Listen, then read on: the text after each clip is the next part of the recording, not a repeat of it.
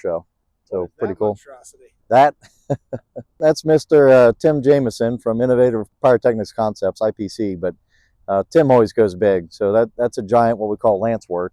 So a lance is just a little, about the size of a ballpoint pen, a little bit bigger than that. But it's you ignite it and it burns with a flare. I think that's going to be a yellow flare. It looks like it's in the shape of some kind of a starburst or a sun, but I think we did the math and there's over 580 little lance pieces on there, so that's pretty cool. Again, these guys spend hours and hours and days planning this stuff, and I think they probably took 3 days to build that thing.